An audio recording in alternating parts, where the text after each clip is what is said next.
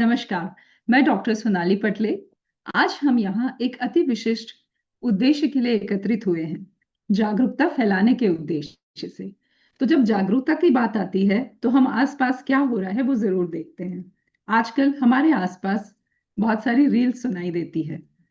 कई रील्स में गुलाबी शब्द को काफी यूज किया जाता है। गुलाबी गाल, गुलाबी आंखें, गुलाबी साड़ी, गुलाबी शरारा। तो आज हम भी एक गुलाबी शब्द की बात करने वाले हैं और वो है गुलाबी रिबन। गुलाबी रिबन स्वस्थ और जागरूक महिलाओं का प्रतीक है और यह ब्रेस्ट कैंसर अवेयरनेस के लिए लोकल और ग्लोबल स्तर पर एक सिंबल बन चुका है। और इसी से हम जुड़ते हैं पिंक अक्टूबर से। सो पिंक अक्टूबर, जिसे ब्रेस्ट कैंसर जागरूकता माह समझा जाता है, और यह ब्रेस्ट कैंसर के अर्ली डिटेक्शन, लक्षण और उपचार के लिए जानकारी फैलाने के लिए मनाया जाता है।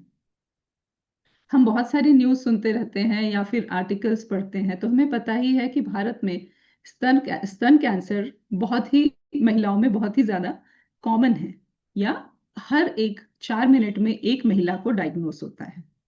तो और हर एक मिनट में 8 महिलाएं इसकी वजह से इस दुनिया से विदा ले लेती हैं। तो इसकी वजह क्या है? कभी हमने ये जानने की कोशिश की? न्यूज़ तो हम पढ़ते हैं, उसकी वजह यह है कि जागरूकता की कमी। तो ये आंकड़े, जैसे कि मैं हमेशा कहती हूँ कि आंकड़े हमें डराने के लिए नहीं होते हैं। आंकड़े इसीलिए होते हैं कि हम उस चीज का मनन करें और ये जानने की कोशिश करें कि कमी कहाँ है, रीजन क्या है, उसकी वजह क्या है। आज इन्हीं सब रीजंस को जानने की कोशिश करने वाले हैं। जागरूकता में कहाँ कमी रह जाती है, हर पीढ़ी के लोगों को इस समस्या से कैसे जोड़ा जा सकता है, इसे बहुत बड़ी बीमारी समझकर डरने की बजाय उसको कैसे टैकल किया जा सकता है। इन सब चीजों के लिए आज हम सच्ची कहानियां और अपने अनुभवों के आधार पर हमारे पास इतने मैं कहूंगी कि अनुभव और जानकारियों का खजाना है, तो उन्हीं से हम इन समस्याओं का समाधान जानेंगे। तो मैं आपको अपने खास मेहमानों से मिलाना चाहूंगी। सबसे पहले मैं मिलवाना चाहूंगी आपको डॉक्टर निभा सिन्हा, जो महिला स्वास्थ्य जागरूकता के लिए पिछले 23 वर्षों से काम कर रही हैं। इन्होंने ब्रेस्ट कैंसर पे डॉक्टरेट भी की है नमस्कार। और अभी जेपी इंस्टीट्यूट ऑफ टेक्नोलॉजी में कार्यरत है। महिला सशक्तिकरण के लिए स्वास्थ्य के क्षेत्र में आपने काफी रिसर्च किया है और कई सारी इंटरनेशनल नेशनल कॉन्फ्रेंसेस में हमेशा ये अपने जो ज्ञान का भंडार है वो बांटती रहती है। तो बहुत ही प्रेरणादायक सफर है उनका। दूसरी हमारी आज की जो स्पीकर हैं वो है अर्चना जी, अर्चना दास गुप्ता। आपका सफर, आपके बारे में मैं क्या कहूँ, cancer awareness and rehabilitation centre की आप फाउंडर हैं, चेयरमैन हैं, और आपने इतना काम किया है इस फील्ड में। आपने अपने आप को कैंसर अवेयरनेस के लिए समर्पित कर दिया है। 100 से भी ज्यादा अवेयरनेस कैंप्स किए हैं। आप टेडेक्स स्पीकर रह चुकी हैं। उसके अलावा आपको महाराष्ट्र मुख्यमंत्री के द्वारा अवार्ड्स भी मिले मिले हुए हैं। तो नागपुर गौरव भी बनी हैं आप। और अब मेरे चेहरे पर मुस्कान इसीलिए आ रही है क्योंकि अब हमारा यंग टैलेंट सपना जैन हमारे साथ है, और she is a founder and managing director of wisdom cine arts private limited, Noida. नमस्कार। इनसे या हम मतलब कैसे युवा पीढ़ी को सेंसिटाइज करना है, कैसे हमें इन लोगों को जोड़ना है, युवा पीढ़ी को भी इस चीज से लाके जोड़ना है, इसके बारे में हम आपसे जरूर कुछ सीखना चाहेंगे आज। और उसके अलावा हमारी जो चौथे स्पीकर हैं उनको इंट्रोड्यूस करवा रही हूँ। प्यारी सी मुस्कान जिनकी है, उनका नाम है माधुरी जी, माधुरी सिंह। नमस्कार। आपके अनुभवों से हमें बहुत सारी इंस्पिरेशन आज मिलने वाली है। कैसे अपने आसपास के लोगों से, कम्युनिटी से डील करना है, अपना अनुभव कैसे साझा करना है, ये सब हम माधुरी जी से आज जानेंगे। तो अच्छा, तो अब हम आगे बढ़ते हैं जिसमें हर स्पीकर अपने बारे में कुछ आपसे अपनी जर्नी साझा करेंगे। फिर हम कुछ डिस्कशन करेंगे, कुछ पैनल डिस्कशन होगा, किसी टॉपिक्स पर क्वेश्चंस भी पूछेंगे। और ऑडियंस को भी मौका होगा कि वो क्वेश्चंस पूछ सकते हैं। तो क्वेश्चंस आप अपने कमेंट बॉक्स में डालते रहिएगा, मैं कलेक्ट करती रहूंगी और आपकी ओर से मैं हमारे पैनलिस्ट से, हमारे एक्सपर्ट से क्वेश्चंस पूछती रहूंगी। तो चलिए शुरुआत करते हैं। डॉक्टर निभा से गुजारिश करूंगी कि अपने ज्ञान के इतने बड़े भंडार में से कुछ मिनट हमें दीजिए और हमें कुछ ऐसी चीजें समझाइए जिसके द्वारा हम ना खुद जागरूक हों बल्कि अपने आसपास के लोगों को भी जागरूक कर सकें। ओवर टू यू डॉक्टर निभा। बहुत धन्यवाद सोनाली। सबको मेरा सादर नमस्कार। एंड मुझे अच्छा लग रहा है कि मैं इस प्लेटफॉर्म से जुड़ी हूँ। जन मंगल को मैं बहुत बधाई देना चाहती हूँ कि पिछले साल भी हमने एक सेशन ऐसा किया था जिसमें हम जुड़े थे और काफी अच्छा फीडबैक मिला था। तो इस बार भी ऐसा आयोजन किया गया कि हम लाइव होकर और बहुत convenient way of connecting people जो कहते हैं वो है। तो यहाँ पर आज हम जुड़ पाए हैं और मुझे ऐसा लग रहा है कि सोशल मीडिया में काम ही यही की हूँ अभी तक। पहले मैं ट्रेडिशनल मीडिया के थ्रू, मैं नुक्कड़ नाटक के थ्रू लोगों के पास पहुंचती थी जागरूकता के लिए। और लोकगीत, फोक सॉन्ग वगैरह से मैं अपने लोगों को जागरूक करती थी। रूरल एरियाज में मैंने काम किया है एनजीओज के साथ।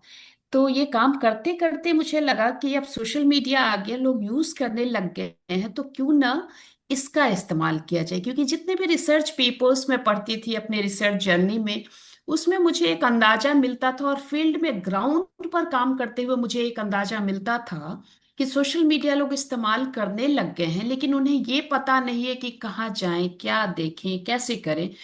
सो इन सब चीजों का पता लगाना ही अभी बहुत बड़ा काम था। और ये सोशल मीडिया प्लेटफॉर्म्स वगैरह कैसे काम कर रहे हैं, लोग कितने जागरूक हो रहे हैं। क्योंकि सोशल मीडिया पे सारी इंफॉर्मेशन जो है वो सही नहीं है, अभी रिलायबिलिटी का क्राइसिस है। तो इसलिए वहां पर काम करना शुरू किया और आसपास जो हमारे चल रहा है, देखते देखते हमारे ये ब्रेस्ट कैंसर एक नंबर मोस्ट कॉमन कैंसर बन गया। तो इसलिए लगा कि ये बातचीत बहुत ही जरूरी है। और रिसर्च जर्नी में मैंने ये देखा, तभी मैंने पीएचडी भी social media and breast cancer awareness के ऊपर ही किया। क्योंकि मुझे लग रहा था कि इस जर्नी में मेरी जो लर्निंग होगी उससे मैं लोगों को बेनिफिट कर पाऊंगी। रूरल एरियाज में अभी भी नुक्कड़ नाटक और ये सारी चीजें होती हैं सोशल मीडिया के थ्रू, अभी भी महिलाएं बहुत कनेक्टेड नहीं है। सो हम ऐसा नहीं कह सकते कि सोशल मीडिया के थ्रू ही सब कुछ हो सकता है। लेकिन पर्सनल इस पे मैंने व्हाट्सएप वगैरह इस्तेमाल किया और उस पे लोगों को शेयर किए वैलिडेटेड कंटेंट वगैरह। अब मैं कुछ रीजनल कंटेंट भी, गाने वाने, लोकगीत बनाकर और लोगों को शेयर कर रही हूँ। सो उससे थोड़ा इम्पैक्ट दिख रहा है। और जब लोगों को ये हम बताते हैं कि 28 में से एक महिला, कई बार तो महिलाएं कहती है अरे हमें कौन सा हुआ है, हमें क्या सुनने की जरूरत है, हम क्यों जाए ऐसे सेशन में। सो अवेयरनेस के लिए फिजिकल कैंप करना और जाना थोड़ा डिफिकल्ट होता है, लोग आ नहीं पाते हैं कई बार। तो ये वाला सेशन जो हमारे लिए भी आसान होता है, हम जुड़ जाते हैं, व्हाट्सएप पे जुड़ जाते हैं और थोड़ा ऑथेंटिकेटेड और रिलायबल कंटेंट हम शेयर करते हैं। सो उन्हें बताना पड़ता है कि 28 में से एक महिला को अपने लाइफ टाइम में होने की चांसेस हैं। इसलिए आपको ये जानना पड़ेगा कि इससे हम बचे कैसे। और डेवलप्ड कंट्रीज जो है वहां केसेस ज्यादा होते हैं। ऐसा नहीं कि डेवलपिंग कंट्रीज में केसेस ज्यादा आ रहे हैं, डेवलप्ड कंट्रीज में केसेस ज्यादा हैं। बिकॉज दे आर अवेयर, उनकी जागरूकता इतनी इंटैक्ट है, इतने अच्छे जागरूक हैं लोग कि वो इनिशियल स्टेज में ही पता चल जाता है, पहले से दूसरे पे मुश्किल से जाता है और वो ट्रीटमेंट हो जाता है और फिर वो नॉर्मल अपने बैक टू नॉर्मल लाइफ आ जाते हैं, ट्रीटमेंट वगैरह करवा कर। और वो अलर्ट मोड पे अपने रहते हैं, अवेयर रहते हैं, इसलिए सब कुछ कर पाते हैं। हमारे यहाँ सबसे बड़ा क्राइसिस से यही है, सबसे बड़ा चैलेंज यही है, चुनौती यही है कि हम अवेयर नहीं है, हमें पता नहीं है। और अर्चना मैम तो फील्ड में जाती रहती है, उन्हें पता है कि ये सबसे बड़ी चैलेंज ही, हमारी चुनौती ही यही है कि हम लोगों को पता नहीं है कि 28 में से एक हम भी कोई हो सकते हैं और वो कोई भी महिला हो सकती है। तो कुछ लोग तो ये समझते हैं कि अच्छा ये ओल्ड एज में होता है, अच्छा जी हमें क्यों होगा, मेरी फैमिली में तो किसी को है नहीं, ये तो जेनेटिक वाली बीमारी है, हम तो बिल्कुल ठीक ही हैं।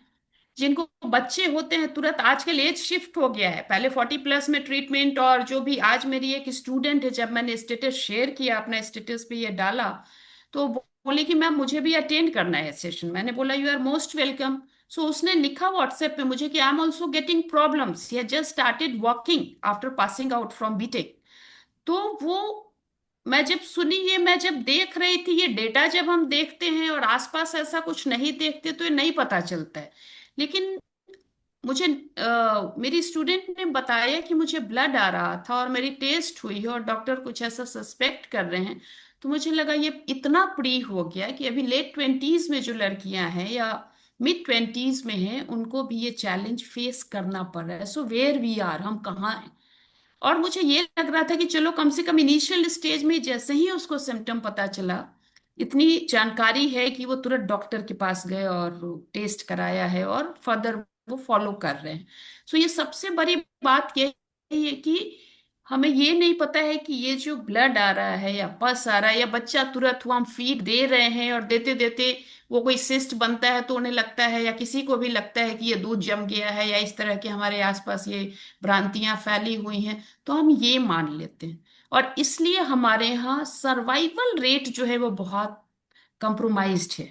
वो एक चैलेंज है, क्योंकि वो लेट डायग्नोसिस है। हमें पता ही नहीं है कि सिम्टम्स क्या है, हमें पता ही नहीं है कि रिस्क फैक्टर्स क्या है।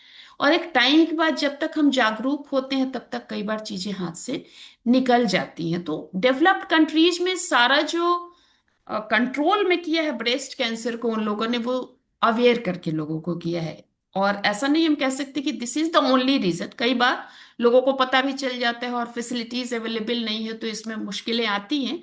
लेकिन पहले तो हमें यही पता चले कि ये प्रॉब्लम है। तो यहाँ पर बहुत सारे, अब प्रॉब्लम है और उसको ठीक कैसे रखा जाए, तो उसमें रिस्क फैक्टर को जानना बहुत जरूरी होता है। WHO ने, इंडियन कैंसर सोसाइटी ने हमारे यहाँ भी काफी काम किया है। और बहुत सारे ऑर्गेनाइजेशंस जो काम कर रहे हैं, वो जिन रिस्क फैक्टर को जो मॉडिफाई हम कर सकते हैं, जो हमारे हाथ में। एक तो एज ज्यादा होता है तो होने के चांसेस ज्यादा होते हैं, लेकिन उसके अलावा लाइफस्टाइल में बहुत सारी चीजें हैं जिनके कारण वो होने के चांसेस बताए जाते हैं। जैसे स्मोकिंग है, अल्कोहल का कंजम्पशन आजकल ज्यादा बढ़ रहा है। हमारी यंग जनरेशन जो है उसमें अल्कोहल कंजम्पशन एक वो भी लाइफस्टाइल हो गया है कि अल्कोहल कंज्यूम करते हैं, वीकेंड्स की पार्टी में जाते हैं, वहां करते हैं। फैटी फूड का बहुत ज्यादा बोलबाला है, इसको हम नकार ही नहीं सकते हैं। और चूंकि पूरी रात जगते हैं, लाइफस्टाइल ऐसा हो गया कि फिर दूसरे दिन सुबह उठते नहीं है, तो फिजिकल एक्सरसाइज वगैरह की कमी है। फिर उसके कारण क्योंकि लाइफस्टाइल प्रॉपर नहीं है तो ओबेसिटी की प्रॉब्लम हो रही है। उसके अलावा कॉन्ट्रासेप्टिव में भी औरतें पील्स ले रही होती है, ओरल पील्स जो होता है उसके साइड इफेक्ट्स हैं क्या है वो नहीं पता है। बहुत सारे डॉक्टर हार्मोनल रिप्लेसमेंट थेरेपी दे देते हैं, लेकिन लेने वाले को पता नहीं होता है कि this is hormonal replacement therapy. वो पीरियड्स को ठीक करने के लिए, कंट्रोल करने के लिए, रेगुलर करने के लिए बहुत सारे थेरेपीज हम ले रहे होते हैं। सो उसमें उसके कारण चांसेस बढ़ते हैं। सो ये कुछ रिस्क फैक्टर हैं जिसको हमें जानना होगा, जिसमें मॉडिफाई करने वाली चीजें जो मैक्सिमम चीजें लाइफस्टाइल पे हैं।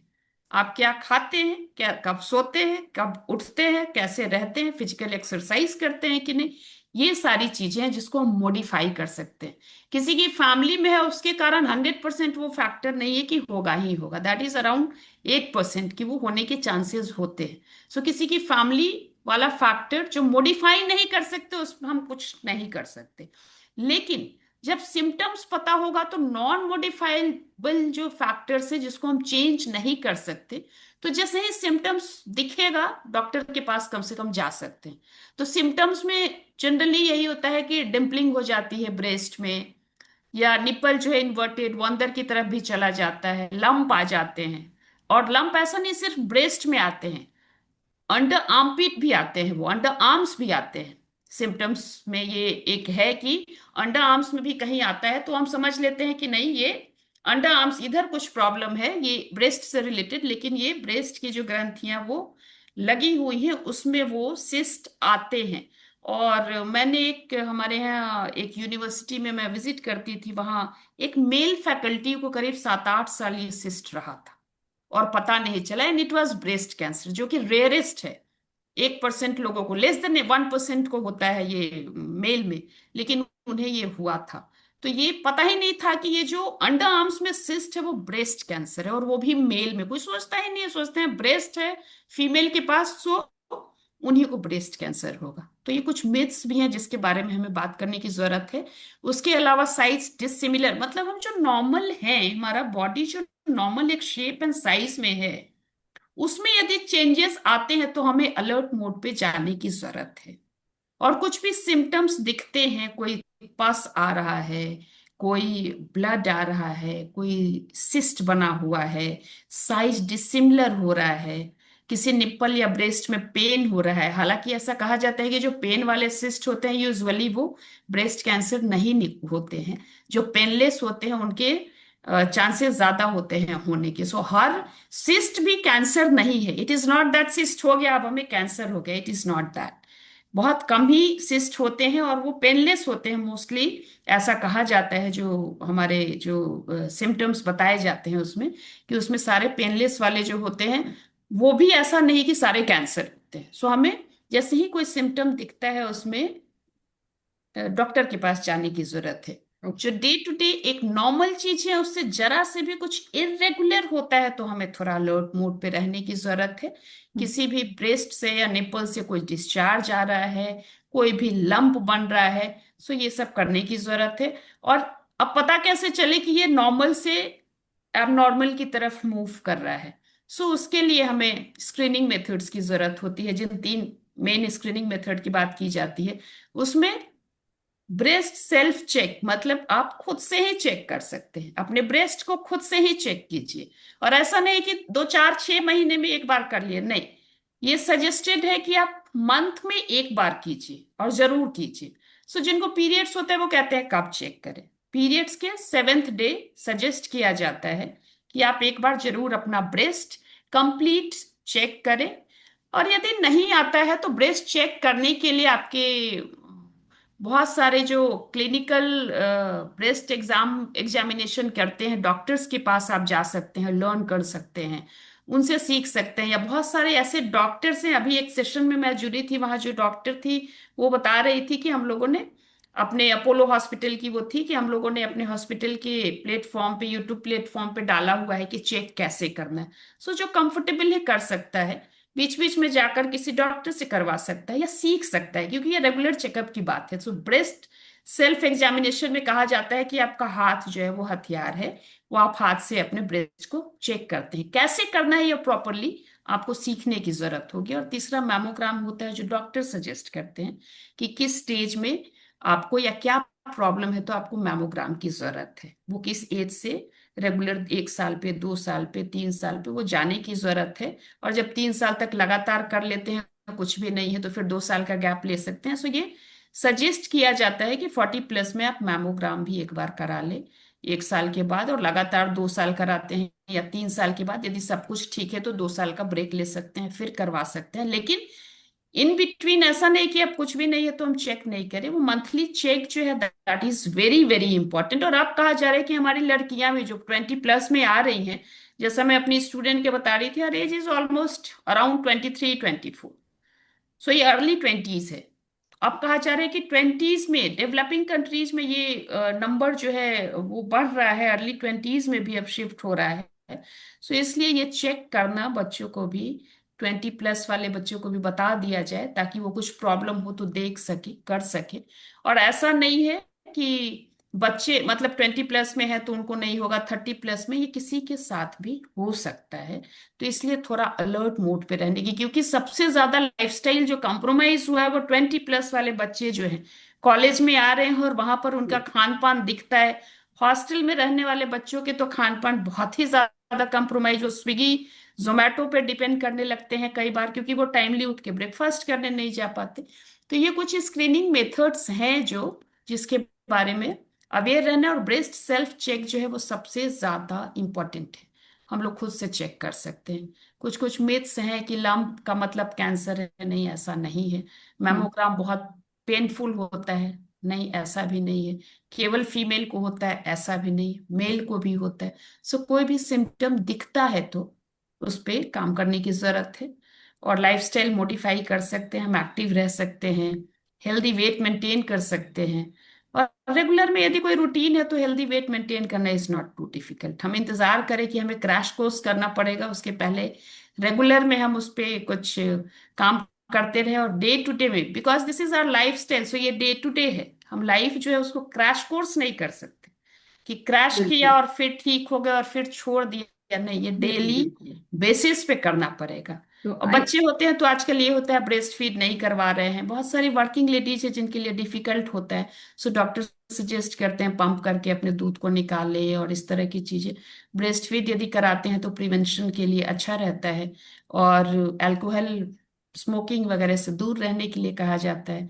यदि पॉसिबल है तो थेरेपीज जो है वो थोड़े से हार्मोनल रिप्लेसमेंट को, यदि लाइफस्टाइल ठीक रहता है तो थेरेपीज थोड़े कम ही लेने पड़ते हैं। जरूरत ही नहीं पड़ेगी। सो जी ये जो लाइफस्टाइल है मेनली मॉडिफाई करने में हम अपने लाइफस्टाइल को ही ठीक कर सकते हैं, और लाइफस्टाइल ठीक करेंगे तो not only breast cancer, maximum बीमारियों को हम दूर रख सकते हैं। और आजकल ज्यादा चैलेंज ये हो गया है कि हमारे खाने पीने में भी बहुत ज्यादा मिलावट है, सो उसको ठीक करने की जरूरत है। सो ये परफॉर्म करना, सेल रेगुलर चेक करना, लाइफस्टाइल ठीक करना, ये सारी चीजें। और यहाँ पे मीडिया का रोल बहुत ज्यादा इंपॉर्टेंट हो गया है आजकल। लोग रील स्क्रॉल करते रहते हैं, सो वहां पर रिलायबल है कि नहीं इंफॉर्मेशन, क्योंकि कुछ लोग लिख देते हैं। मैंने एक रिसर्च किया था, उसमें यूट्यूब वीडियोस की वैलिडिटी चेक की थी। सो उसमें 50 वीडियो लिए थे जो सबसे ज्यादा देखा गया था, तो उसमें 25 वीडियो जो थे, 24 वीडियो जो थे वो इंडिविजुअल्स ने अपलोड किए थे जिनको देखा गया था ज्यादा। और 24 वीडियो जो थे, दो क्या ये नहीं हुआ, कार्टून और कैरिकेचर के थ्रू था वो हमने लिया नहीं। और 24 वीडियो जो थे वो प्रोफेशनल्स के थे। एंड आपको यकीन नहीं होगा कि जो इंडिविजुअल्स ने डाले थे वीडियो, उसकी लाइकिंग एंड व्यू प्रोफेशनल से डबल थे। तो जो देखने वाला है वो डिफरेंशिएट नहीं कर पा रहा है कि ये प्रोफेशनल का है तो देखना चाहिए या ये इंडिविजुअल का है। सो प्रोफेशनल्स भी जब डाले वीडियो, तो वो क्या डाले ये अवेयरनेस हमारे यहाँ अभी नहीं है।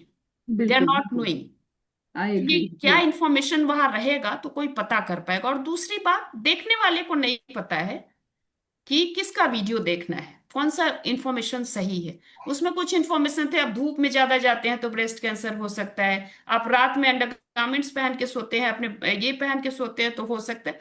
So this is not proven fact, और वो अपने मन से कुछ भी कह देते हैं। आपको बिल्कुल ब्लड आ रहा है तो आप हल्दी का लेप लगाएं, ये लेप। सो इस तरह की चीजें वो जो स्टैब्लिश नहीं हुआ उसकी बात करते हैं। सो इस बिल्कुल तरह के बिल्कुल। वीडियो को देखकर हम दिग्भ्रमित ना हो, हम भ्रम में ना आए, ये बहुत जरूरी है। और कुछ भी सिम्टम दिखता है तो हमें दूसरों से, किसी से भी कुछ भी सलाह लेकर उस पर डिसीजन लेने के पहले ये जरूर तय करना है कि इंफॉर्मेशन हमारे पास बराबर है कि नहीं। सो इस तरीके से। और मीडिया, मीडिया कौन सी मीडिया आप देख रहे हैं, सब मीडिया आपको सही इंफॉर्मेशन नहीं देता है। तो पहले तो अवेयरनेस जो है वही पहला स्टेप है प्रिवेंशन का। और दूसरा, जेन्युइन मीडिया का इस्तेमाल जरूर किया जाए। जेन्युइन मीडिया लिटरेट होना बहुत जरूरी है, कि जो हम देख रहे हैं उसको अपने लाइफ में इंप्लीमेंट करने के पहले चेक करें उसको।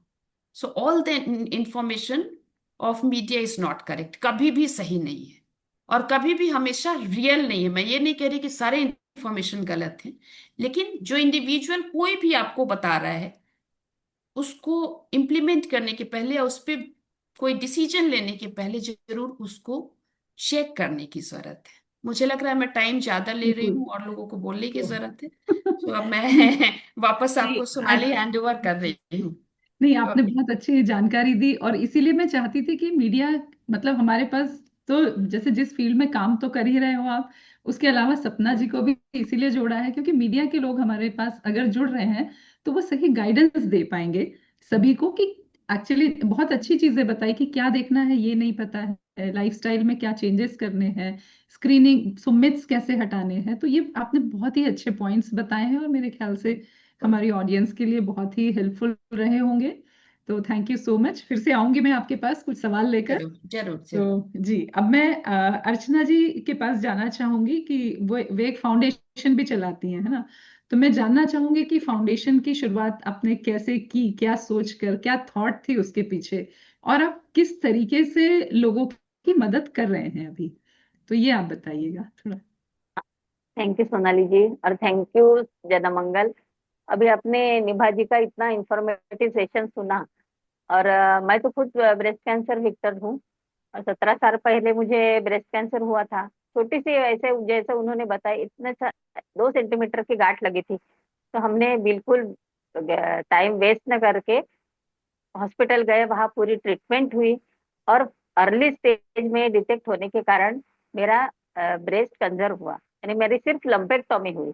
ये बहुत जरूरी रहता है कि अर्ली स्टेज में अगर हुआ तो पूरा ब्रेस्ट निकालने की जरूरत नहीं पड़ती। तो उसके बाद मैं जब वहाँ ट्रीटमेंट लेती थी, तो मुझे ऐसी बहुत सी औरतें या पेशेंट्स दिखते थे कि जो सेकंड स्टेज उलटने के बाद आते थे। यानी डर बोलो या फिर शर्म बोलो, तो सेकंड स्टेज उलटने के बाद आते थे और वो डिनाई करते थे कि नहीं, मैं ऑपरेशन नहीं करूंगी क्योंकि मेरा ब्रेस्ट निकल जाएगा, फिर मैं कैसे करूंगी, फिर मेरे मिस्टर मेरे से कैसे बिहेव करेंगे।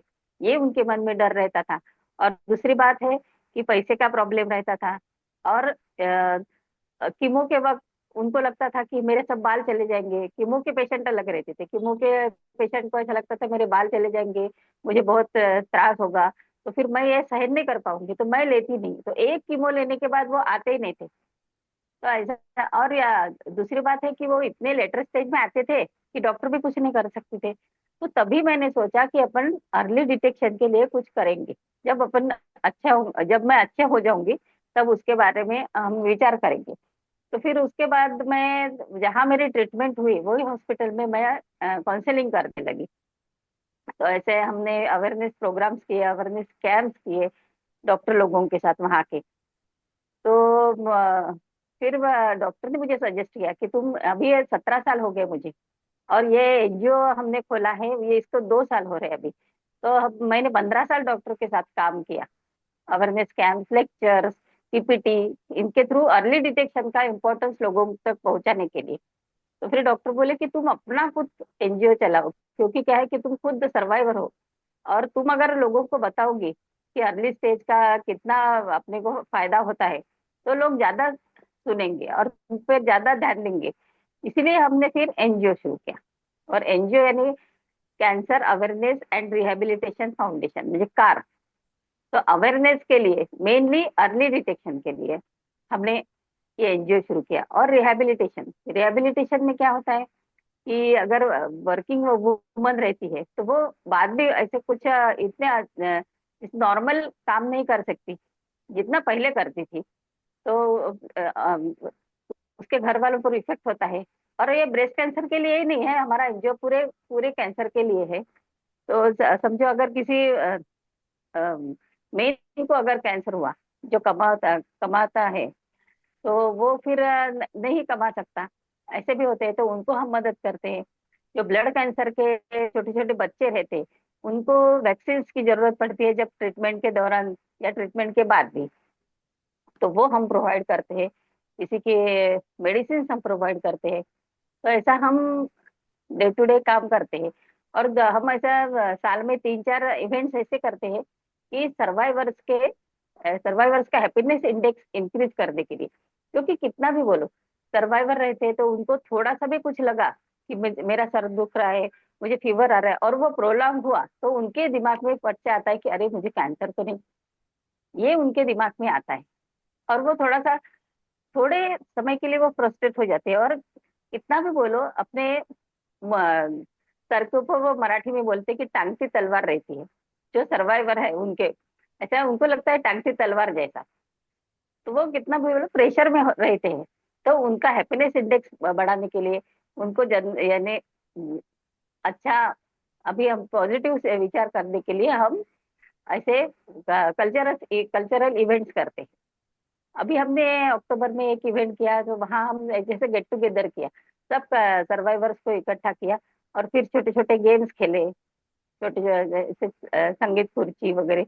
ऐसा तो उनका अच्छा लगा, तो वो बोले कि हमको एकदम रिलैक्स लगता है। तो हम ऐसे छोटे छोटे इवेंट्स करते हैं, फैशन शो करते हैं, ऐसा म्यूजिकल म्यूजिकल कार्यक्रम करते हैं हम। क्योंकि क्या है कि कार्स के लिए फंड रेजिंग के लिए मैं खुद गाती हूँ, इसलिए तो छोटे छोटे हम कार्यक्रम करते हैं, भक्ति गीत के, सिने गीत के। तो इसमें से फंडिंग भी आता है, और उसमें हम 2 सर्वाइवर को लेके जाते हैं, और वो अपने अनुभव वहां शेयर करते हैं। तो वो लोगों तक पहुंचते हैं कि हम अर्ली डिटेक्शन की वजह से हम हॉस्पिटल में गए, हमने ट्रीटमेंट लिया और अब हम अच्छे हो गए हैं। और कैंसर सर्वाइवर पूरा ट्रीटमेंट होने के बाद भी उसके बाद अच्छा जीवन हम बिता सकते हैं। ये हम इम्पोर्टेंस अर्ली डिटेक्शन का हर जगह जगह देते हैं। तो ये बहुत ही अच्छा संदेश है। दो तीन चीजें आपके इसमें से मुझे बहुत अच्छी लगी, मैं जस्ट मेंशन कर रही हूँ, फिर आप कंटिन्यू करिएगा। कि जैसे आपने कहा कि जो सर्वाइवर्स हैं उनके सिर पे हमेशा एक तलवार लटक रही होती है, मतलब यस। वो एक डर होता है मन में कि थोड़ी भी अगर समस्या आई स्वास्थ्य से जुड़ी हुई, तो लगता है कि कहीं ये कैंसर तो नहीं आपका वापस आ रहा है ना।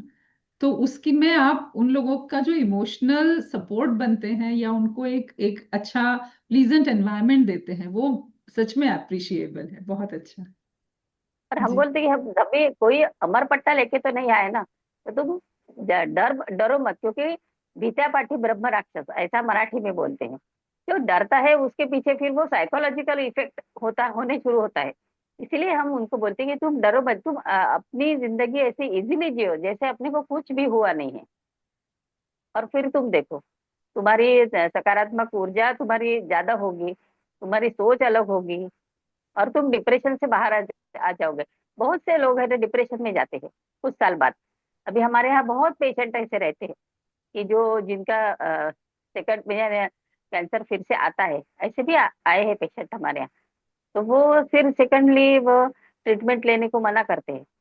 पर ऐसे भी है कि फर्स्ट ट्रीटमेंट के बाद 17-18 साल के बाद दूसरे ब्रेस्ट में आता है, वो अपने हाथ में नहीं रहता है। अभी हार्ट अटैक अपने हाथ में रहता क्या, ऐसा उनको बोलती। और डायबिटीज डायबिटीज के तो मेडिसिन प्रोलॉन्ग लेने पड़ते हैं लाइफ टाइम। पर ऐसा नहीं है ना कैंसर का, ऐसा उनको बोलना पड़ता है। वो एकदम ये हो जाती कि नहीं अभी हमारा कुछ नहीं, अभी हम हो गया सब डे। मैं हम बोलते cancer is not a death sentence, इतना तुम ध्यान रखो। और प्रॉपर ट्रीटमेंट और डॉक्टर के ऊपर भरोसा, ये दो बहुत है। और अपनी इच्छा शक्ति, इसके भरोसे हम कैंसर पर मात कर सकते हैं।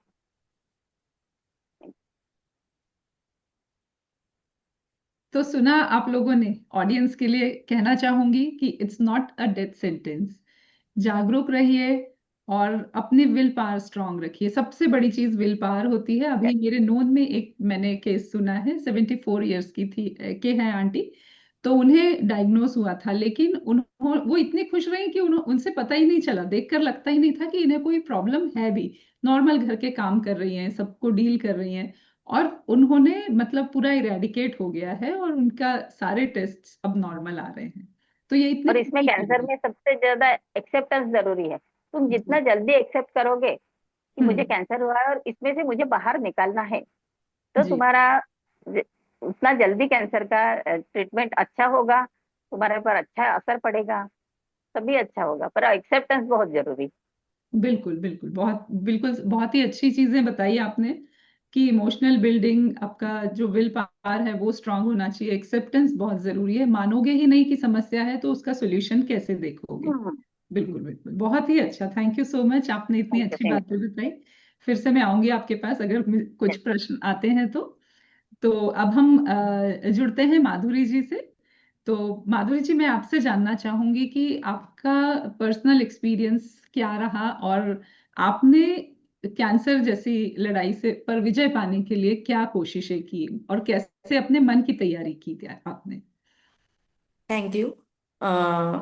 जब मुझे पता चला कि मुझे ब्रेस्ट कैंसर हुआ है, तो थोड़ी देर के लिए मतलब विद इन 24 आवर्स तो मैं शॉक में थी।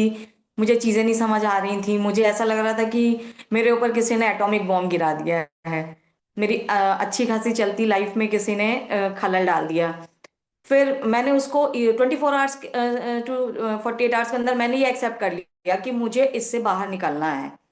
और मैंने अपने घर में भी ये सारी चीजें, अपनी फैमिली में ये चीजें बोली कि जिसको जितना रोना आ रहा है रो लो एक बार, देन नेक्स्ट इसके बाद हम रोएंगे नहीं। इस चीज को लेके कभी नहीं कि हाँ मुझे कैंसर है और मुझे ये पता है कि मैं इससे लड़ूंगी और जिंदा रहूंगी, मुझे मरना नहीं है। इस बीमारी से डर के मुझे मरना नहीं है, और कोई घर में इस चीज को लेके कभी मतलब निगेटिविटी नहीं आएगी।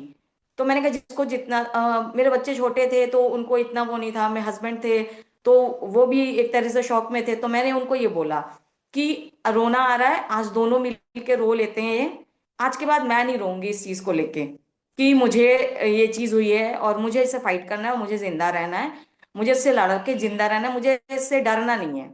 देन मैं डॉक्टर के पास गई तो डॉक्टर्स ने मुझे पूरा ट्रीटमेंट बताया। मैं भी सेकेंड स्टेज में ही थी, जस्ट मैं एंटर हुई थी फर्स्ट सेकेंड स्टेज में, तो मेरा भी ब्रेस्ट क्योर है।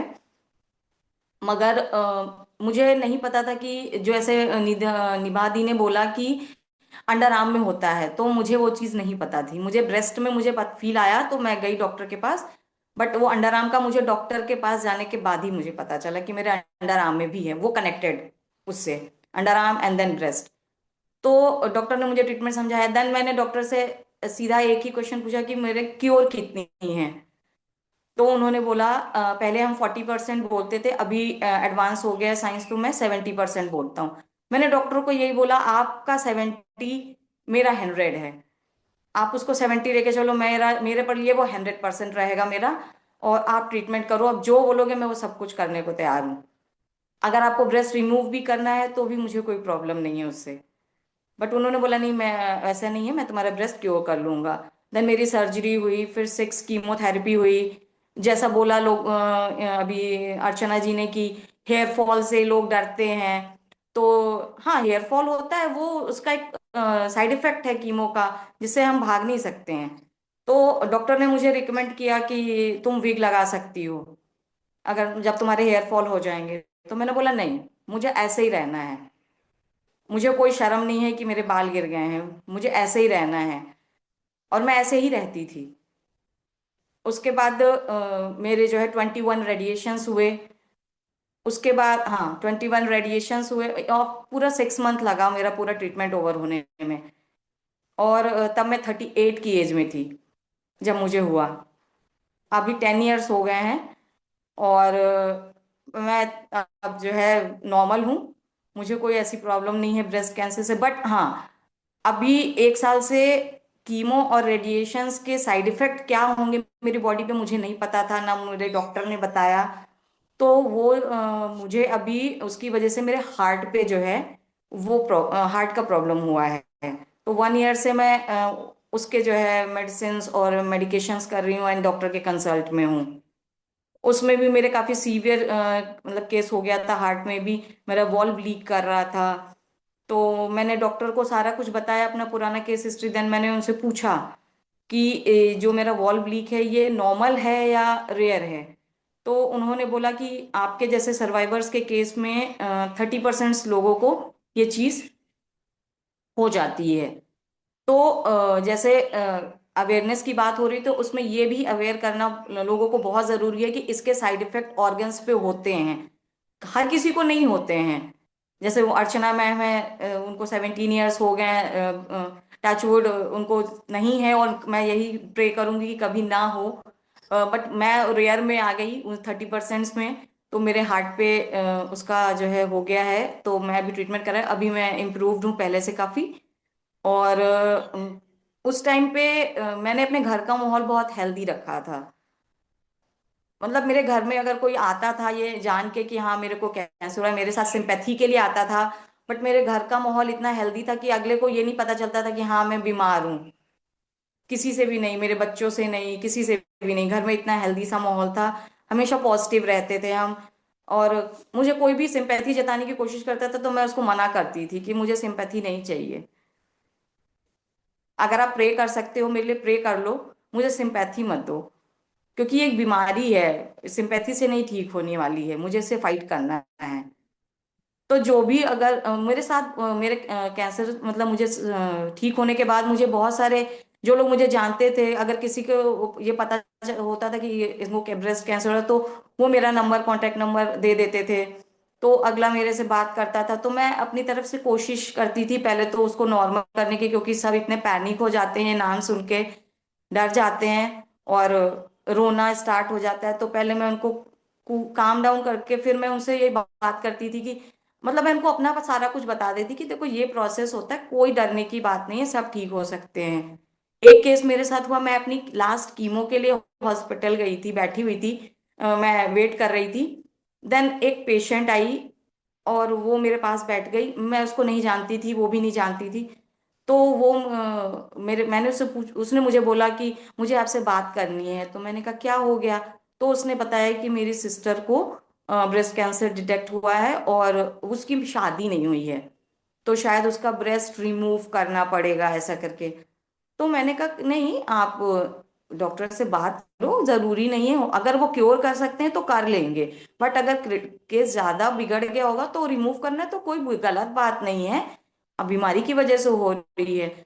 तो एक अननोन पर्सन मेरे से आके ऐसे मिला, तो मुझे थोड़ा सा ये लगा कि इसको मेरे में ऐसा क्या दिख गया थोड़ी देर में ही। तो मैंने जितने लोगों ने मेरे से कांटेक्ट किया, मैंने सबको मतलब अपनी तरफ से सपोर्ट किया और बताया अच्छे से। बाकी वो कितना वो लोग सर आगे क्या हुआ मुझे उनके बारे में आगे नहीं पता, बट मेरा एक्सपीरियंस मैं तो कहूँगी बहुत अच्छा था। मैंने इस बीमारी को बड़े अच्छे से फेस किया और मुझे नहीं लगा कि ये कोई बहुत बड़ी बीमारी है, क्योंकि मेरे बच्चों ने मुझे ये फील कराया कि मम्मा छोटी सी चीज थी, तो आके चली गई। तो मैं ये सबको ये कहती थी, एक बैड टाइम आया है, बुरा वक्त होता है, सबकी लाइफ में आता है, तो वही है। इसको आप अगर जितने अच्छे से हंस के निकाल लोगे, वो उतनी इजीली निकल जाएगा। और जितना आप पॉजिटिव रहोगे, आपका बॉडी उतनी जल्दी बाकी चीजों को एक्सेप्ट कर लेगा, मेडिकेशन भी बहुत अच्छे से वो आपके बॉडी में रिएक्ट करेगा। अगर आप निगेटिव रहोगे तो कितनी भी महंगी मेडिकेशन होगी या कीमो होगी, वो नहीं असर करेगी। आपको पॉजिटिव थिंकिंग और विल पावर, जो अर्चना मैम ने बोला, वो बहुत जरूरी है।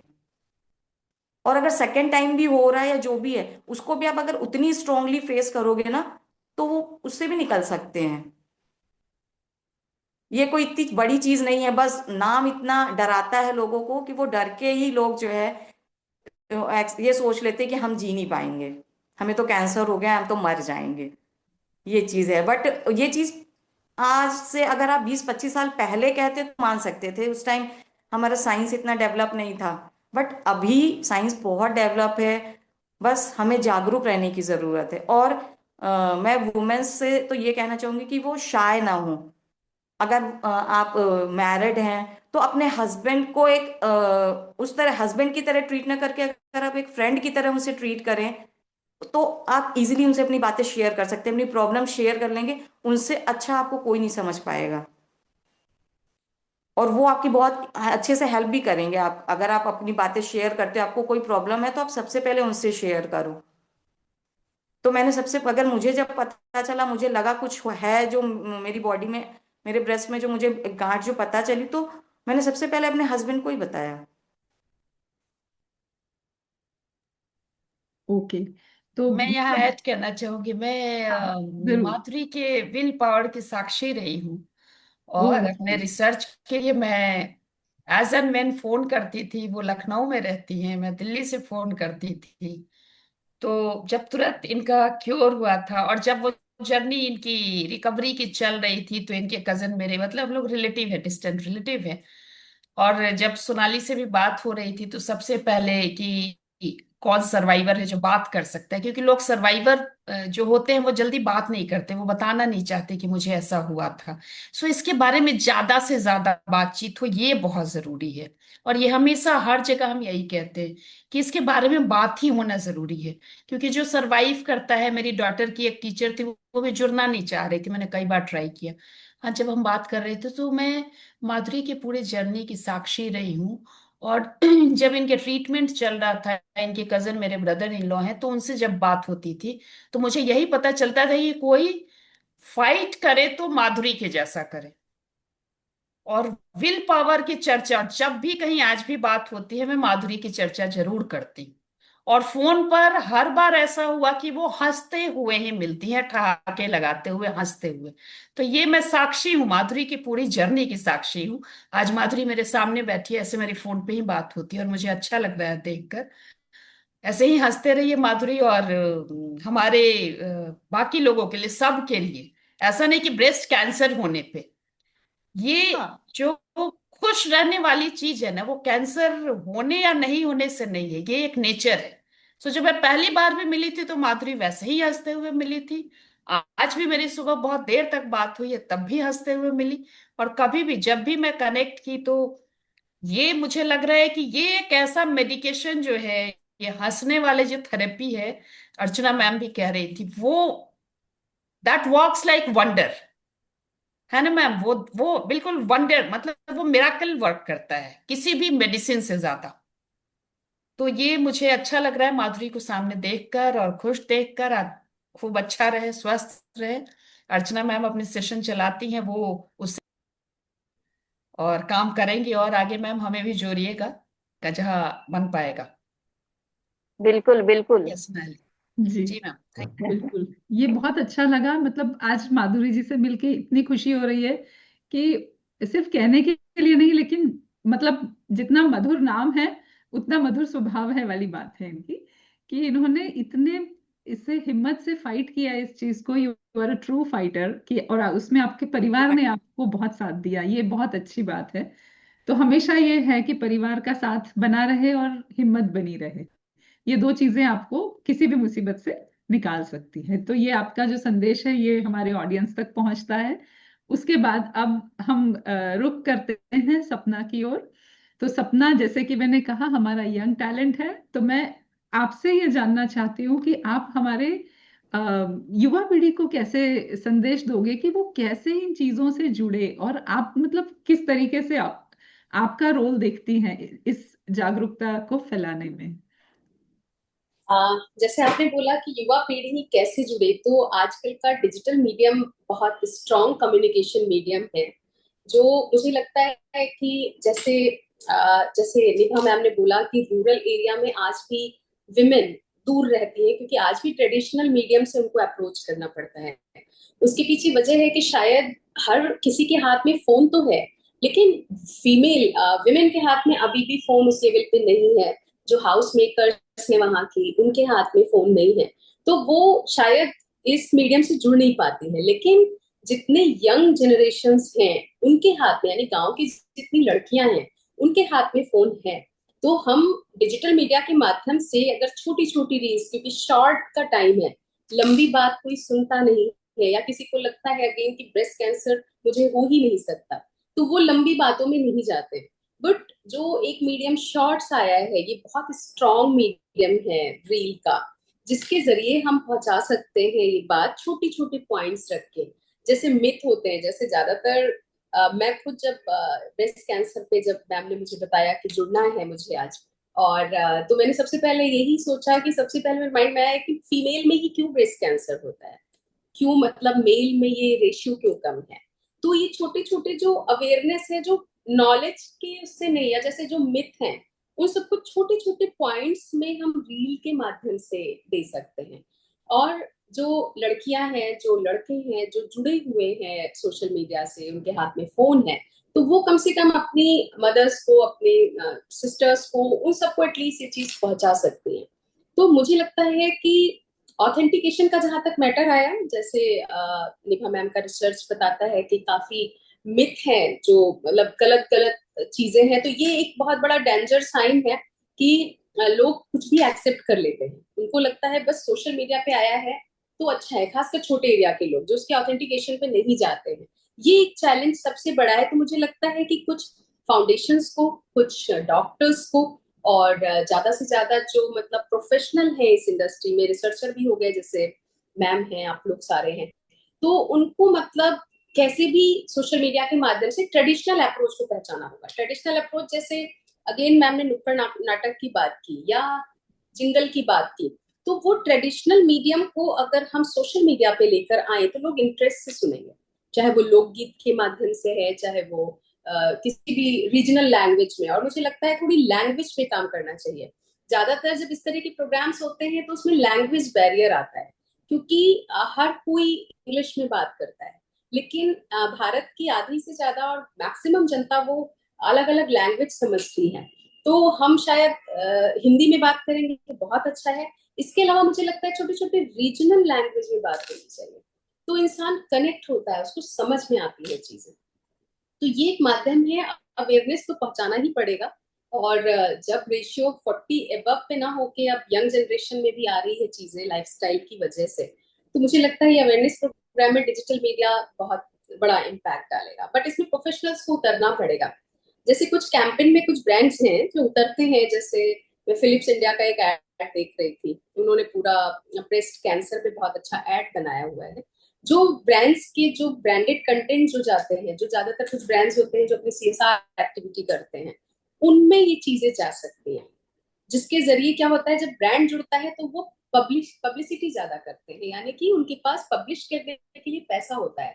तो वो अगर जुड़ेंगी चीजें इस चीज को अवेयरनेस प्रोग्राम के तौर पे, अच्छे एड्स बनाना, अच्छी अवेयरनेस एड बनाना, तो ये एक इम्पैक्ट बहुत अच्छा रहेगा।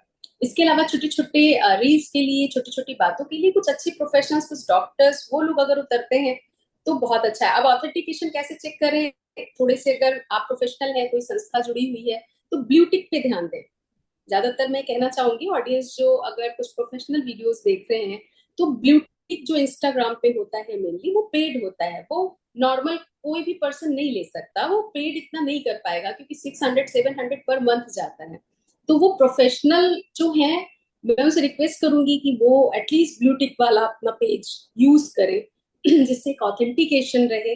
और जो नॉर्मल जनता है उनको भी थोड़ा सा इस पे जाना चाहिए कि कोई किस लिए कर रहा है, यानी कि अगर किसी के भी कंटेंट देख रहे हैं, अगर आपको लगता है कि वो बात सही है नहीं सही है, तो आप उनके पेज पर जाइए, उनके पेज पे देखिए कि ये सिर्फ डिजिटल क्रिएटर है जो सिर्फ अपनी रीच बढ़ाने के लिए ऐसी बातें कर रहा है, या एक्चुअल उसका बैकग्राउंड है और वो कंटिन्यू ऐसी बातें कर रहा है। अगर कोई भी ऐसा है रील का बना रहा है, तो उसके सबसे पहले ऑथेंटिकेशन चेक करने का सबसे अच्छा तरीका यही है कि आप उनके पेज पे जाके उनकी पुरानी पोस्ट देखिए, आप देखिए वो किस बारे में बात करते हैं। हो सकता है कोई रिसर्चर है जो ब्लूटिक नहीं ले सकते, या हो सकता है वो प्रोफेशनल नहीं है, बट स्टिल वो उस पर काम कर रहे होते हैं। तो अगर वो पुरानी बातों में हेल्थ से रिलेटेड बात कर रहे होते हैं, वो अगर कोई भी चीज है ब्रेस्ट कैंसर से रिलेटेड बात कर रहे होते हैं, तब आप उनकी बात मान सकते हैं। इसके लिए हमें पुरानी पोस्ट उनकी देखनी पड़ेगी।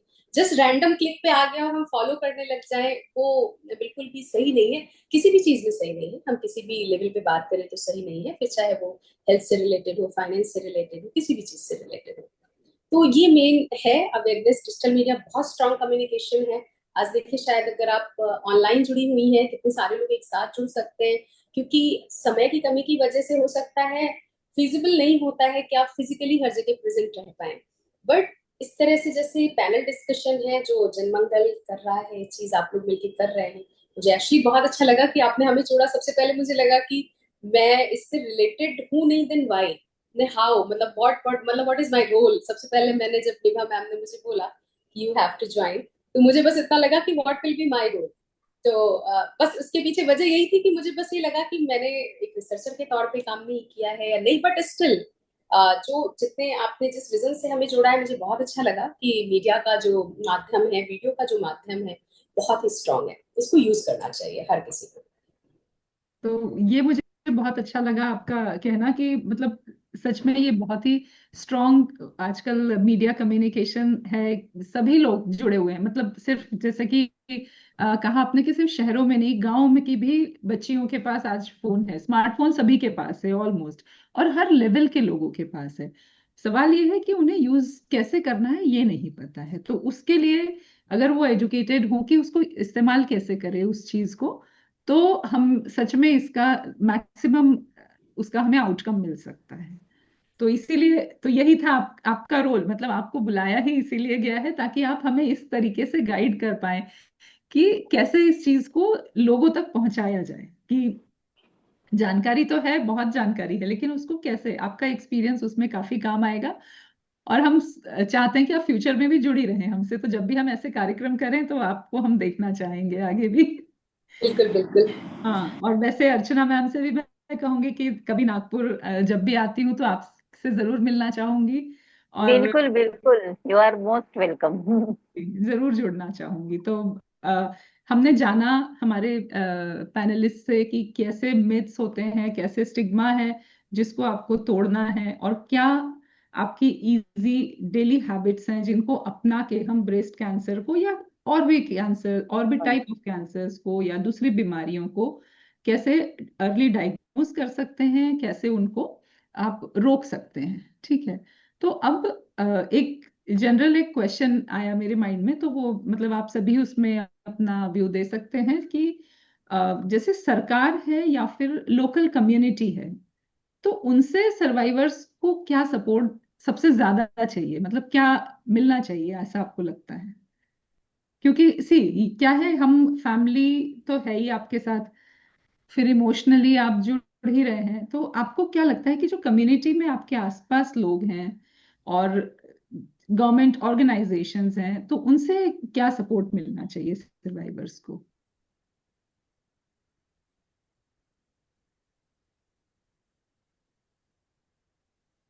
या फिर ये हम दूसरे तरीके से रख सकते हैं कि उसी चीज को मतलब जो भी समस्याएं आती है, जैसे कि अर्चना मैम ने बताया था कि लाइवलीहुड की प्रॉब्लम आ जाती है ना, तो लाइवलीहुड के लिए इनके रिहैबिलिटेशन सेंटर में वो लोग सपोर्ट कर रहे हैं या किस तरह सरवाइव करना सिखा रहे हैं, तो इस तरीके से आप बाकी जो सिस्टम है उससे क्या एक्सपेक्ट करते हैं कि क्या हो सकता है, या कोई मैंने सजेशन? ऐसा सुना है, मैंने ऐसा सुना है कि यूएसए में है ना, वो यूएसए गवर्नमेंट हर साल जैसे एक रजिस्ट्रेशन रहता है उनके पास, और हर साल अंडर कंपल्शन वो मेमोग्राफी करने बोलते हैं अबाउट 35।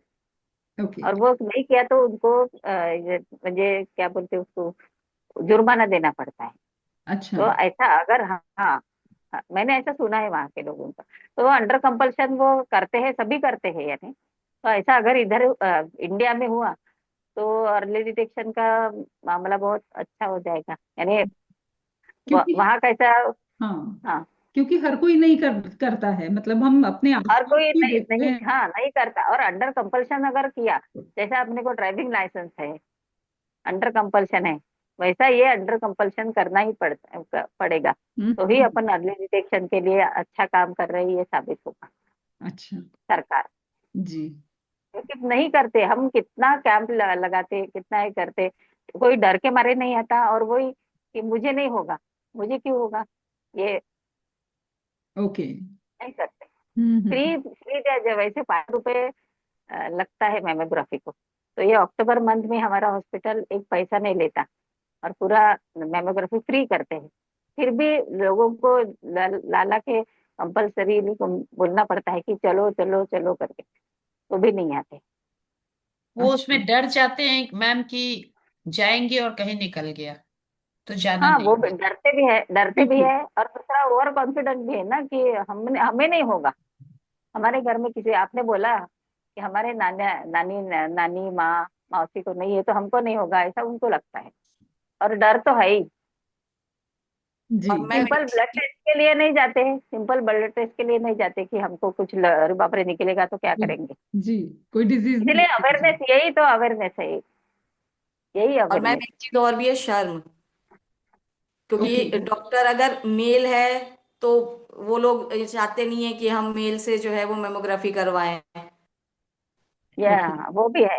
ये एक चीज है, रीजन होता है जिसकी वजह से नहीं आते हैं। और गांव और जो रूरल एरियाज है उसमें यही प्रॉब्लम है कि वो मेल सारा के साथ कंफर्टेबल नहीं होते हैं। सारा प्रॉब्लम ही यही है कि टैबू है अभी भी, इसके शेड्यूल बारे में सब न बिल्कुल। बातचीत होती है न हम निकल के घर में। मैं बहुत रिनाउंड यूनिवर्सिटी की प्रोफेसर को हुआ और उन्होंने घर में किसी को नहीं बताया। 5-6 साल तक उनको सिस्ट रहा और कोरोना टाइम में उनकी डेथ हो गई। और जब अच्छा। डिस्क्लोज किया तो मेरी जो सुपरवाइजर थी वो उनकी फ्रेंड थी। जब हम काम कर रहे थे, जब मैं अपना बता रही हूँ कि जब एज रिसर्चर मुझे ब्रेस्ट कैंसर का पे काम करना मुझे शुरू करना था, तो होता है ना कि आप सिम्टम्स पढ़ते हैं तो लगता है मुझे तो नहीं हो रहा है, या मुझे भी हो रहा है, या सुन लेते हैं तो लगता है कि मुझे भी ये कुछ हुआ है। तो साइकोलॉजिकल। आप यकीन नहीं करेंगे, मैंने बहुत सोचते सोचते मुझे मेरी जो गाइड थी उन्होंने कहा भी कि तुम जैसे लोग भी नहीं लेंगे। मैंने सोचा ही था इसलिए लेंगे, लेकिन मैंने अपना जो जो उस समय के इमोशंस एंड फीलिंग्स थे जो चल रहे थे मेरे अंदर, मैंने उनसे शेयर किया कि मैं टॉपिक तो ले रही हूँ लेकिन अंदर से ऐसा लग रहा है कि इस पे काम करने की बहुत ज्यादा जरूरत है। और हमारे पास अब सोशल मीडिया प्लेटफॉर्म है तो इसके थ्रू हम बहुत ज्यादा अवेयरनेस कर सकते हैं। This is a matter of awareness. तो मैंने जब उनसे शेयर किया तो उन्होंने कहा कि जब तुम जैसे लोग भी नहीं लेंगे तो फिर कैसे होगा। और मैं अपनी पीएचडी जब कर रही थी उस समय मैं 3 बार अल्ट्रासाउंड कराने गई। हर दूसरे तीसरे दिन मैं अपना ब्रेस्ट मैं समझ सेल्फ चेक सकती करती हूँ। रही। ये होता मुझे है। लगता था मुझे हो रहा है। बिल्कुल बिल्कुल तो ये लगता थोड़ी है। हिम्मत जुटानी है, ऐसा नहीं, उनका डरना बहुत जायज है, ये डर जायज है। आता ही है। डर तो आएगा नहीं ही। नहीं, आज भी, आज मेरे को 17 साल हो गए, पर जब भी मैं मैमोग्राफी करने जाती तो 2% तो भी मुझे डर लगता है, अरे बाप रे ये होगा तो, ऐसा हम्म। लगता ही है। वो तो बिल्कुल। ह्यूमन टेंडेंसी है, और एक बार भुगत चुके हैं तो वो तो डर रहता ही है। और और ज्यादा कैंसर ऐसा लगता है। शब्द है, कैंसर ऐसा शब्द ही है कि वो शब्द से ही डर लगता है। डर लगता है बिल्कुल। मैम मुझे लगता है ना कि ये बातचीत करते करते, जैसे हम छोटे थे तो जैसे डायबिटीज सुना तो लगता था कि ये हाँ, डायबिटीज मतलब बहुत बड़ी बीमारी हो गई, बहुत बड़ी बीमारी। ऐसे बात होती थी। लेकिन इतनी बात होने लग गई, ये दुख की बात है कि हमारे यहाँ ये बीमारी बहुत बढ़ गई। कॉमन कॉमन हो गई। लेकिन ये बातचीत होते होते होते होते अब लोगों को लगता है कि अच्छा ठीक है, ये मेडिसिन ले रहे हैं डे टू डे में, हाँ, ये मैनेज डायबिटिशियन हो काम चल जाता है। काम चल रहा है बिल्कुल। This is a matter of lifestyle, कि हम लाइफस्टाइल ठीक करेंगे, वॉक करेंगे, चावल नहीं खाएंगे, आलू नहीं खाएंगे तो मेरा मैनेज हो जाएगा। वैसे ही ये कैंसर के लिए भी मतलब लाइफस्टाइल रिलेटेड है, क्योंकि पता ही इतना लेट चलता है इसलिए प्रॉब्लम। वो तो आप डायबिटीज में भी देखो, यदि बहुत बढ़ जाए पता नहीं चले तो पता नहीं ऑर्गेन पे कितना काम कर देता है और वो डैमेज हो जाता है। सो ये लेस्ट वाला जो इशू है वो, this is not only about breast cancer, मुझे लगता है किसी भी बीमारी में हम बहुत लेट हो गए तो उसको मैनेज पर करने किसी में भी बीमारी डिफिकल्टी का, होती है। नहीं कैंसर का कैसा है कि कैंसर में मराठी में बोलते हैं रोगापेक्षा उपचार भयंकर, यानी जो जी, डिसीज है उसके उससे ज्यादा। ट्रीटमेंट ही इतनी भयंकर है कि वो हम्म। ट्रीटमेंट से डरते लोग। बिल्कुल। यानी सबके मुंह से सुनते ना कि मुझे ऐसा त्रास हुआ, मुझे ऐसा हुआ, मुझे वैसा हुआ, तो और वो दिखता ना उनको, तो वो ट्रीटमेंट से डरते हैं। तो जी। अपने यहाँ हाँ, तो अभी जैसे मैं अच्छे। माधुरी ने बताया ना, जैसे माधुरी बता रही थी कि हुआ भी हाँ तो मुझे ये था कि मुझे अच्छे से रहना है, किसी की हाँ, सिंपैथी नहीं चाहिए। तो वो वाला जब विल आएगा, वो ये जो स्ट्रेंथ। जिसको हुआ है वो तय करेगा कि वो बिल्कुल। ट्रीटमेंट का प्रोसेस उसके साथ कैसा होने वाला है। और इतना आसान नहीं है, लेकिन मुझे लगता है जिसको हुआ है वो हाँ, तय करेगा कि उसकी जिंदगी कैसी होगी। मैं एक और जानती हूँ, दीदी बोलती हूँ, मैं विभा रानी दी है, वो आईयूसी में वहां पे मुंबई में जॉब कर रही थी, रिटायर हो गई है, रिटायर हो गई है और बहुत एक्टिव रहती हैं। और उन्होंने जब कीमोथेरेपी कराने जाती थी तो समरथ करके एक किताब लिखी है उन्होंने, जिसमें इंग्लिश और हिंदी में उनकी कविताएं हैं। उनकी कीमो चलती रहती थी तो वो लिखती रहती थी, और जब हम्म, बात हो गई थी तो वो फोटो शेयर करती थी सोशल मीडिया पर। सी इज वेरी एक्टिव, वो भी बहुत एक्टिव रहती है, अवेयर करती रहती है लोगों को और बहुत फ्रीली बात करती है, सब जगह शेयर करती है। तो विभा दी का मुझे ये लगता था कि वो जब कीमो करा रही थी, वो जब हमारे एक किसी बुक लॉन्च में मिले थे तो वहां पे मिली, तो उन्होंने कहा कि ये किताब जो है मैंने लिखी है। तो मैंने कहा कि, तो वो स्पेशलिटी जब बताई तो बोली जब जितना कीमो हुआ है उतनी बार मैं इसमें कविता जोड़ी, ओ, और वो किताब पब्लिश हुई है, और जो उससे खरीदते हैं लोग, वो जो पैसा आता है वो फिर वो मदद करती है उन लोगों को, मदद कर। बहुत अच्छा उसके थॉट। लिए करते हैं। बहुत थ्री अच्छी चीज। हंड्रेड 350 की कुछ किताब, वो किताब मेरे पास भी है, मैं पढ़ी भी हूँ, और बहुत पॉजिटिव अप्रोच से उनकी सारी चीजें लिखी हुई हैं। अभी भी बहुत लिखती हैं, वो एक्टिंग भी करती हैं। आज एक मूवी आई थी अभी माँ करके, उसमें उन्होंने एक्ट भी किया है जी। काजोल के साथ। वो सो बहुत ही ओ, एक्टिव थिएटर पर्सन है, और वो अच्छा। मुंबई में ही रहती हैं।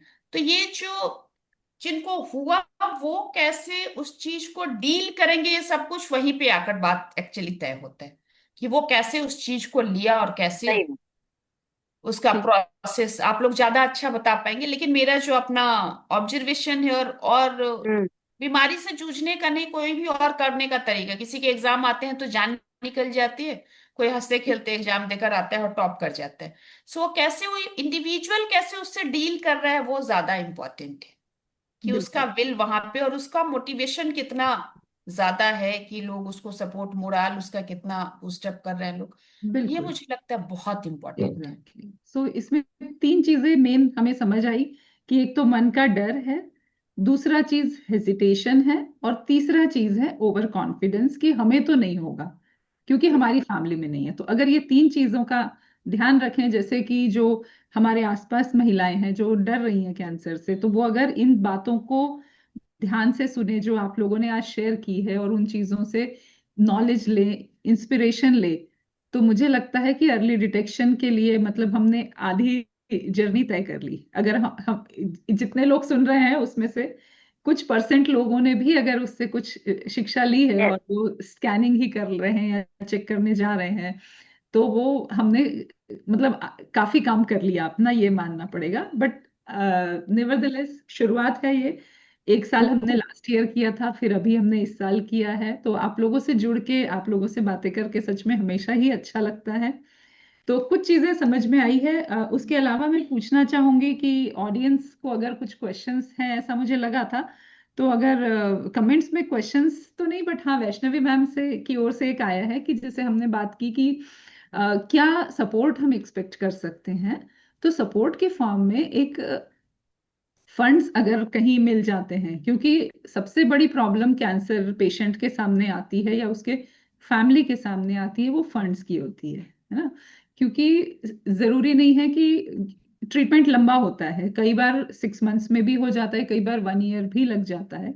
तो उसमें सबसे बड़ी समस्या फंड्स की है। अगर वो सपोर्ट मिल जाता है, कहीं से भी मिले, मतलब किसी ऑर्गेनाइजेशन से मिले या गवर्नमेंट से मिले, तो उन लोगों को एक्चुअली फंड्स की जरूरत होती है। मतलब वैसे तो काफी फंड्स इधर उधर जाता है, लेकिन सभी को मिलता ही है।